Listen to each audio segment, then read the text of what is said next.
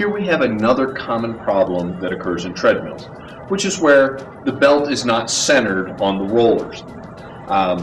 The rule of thumb on this is 90-10. If you have 90% of your gap on one side and 10% on the other, it's time to make an adjustment.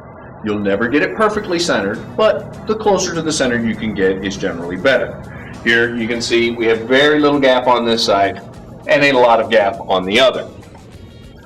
Generally, these are mounted and tensioned with a Allen bolt.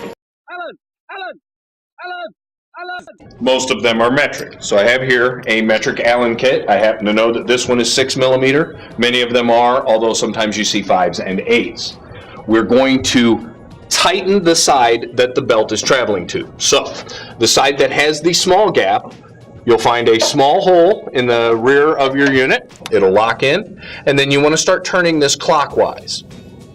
About 1 full revolution, and then go ahead and start your unit. I usually run it up to about 2 or 3 miles an hour.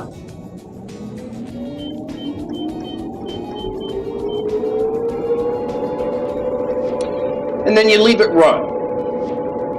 You should see that that gap is starting to decrease. It'll eventually come to a stop. If it's in an acceptable position, then you are done. If it needs more, then I usually do 1/4 inch turns clockwise until we get it back into the position that we want it to be.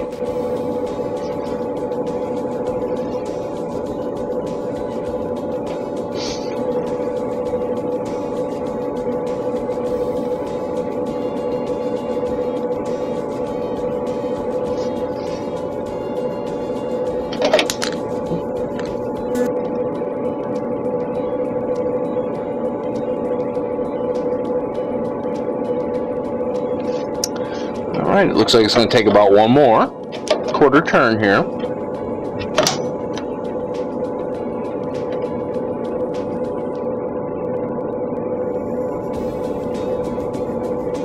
All right, and that looks pretty good. It's not perfectly centered, but as I say, they normally are not. But now you've centered up your walking belt. As you can see, it's much improved. Your belt will never be perfectly centered, so don't drive yourself crazy with a tape measure on either side. The 90-10 rule is there to keep you from grounding the treadmill to one side or putting too much stress on a right or a left bearing on the rollers.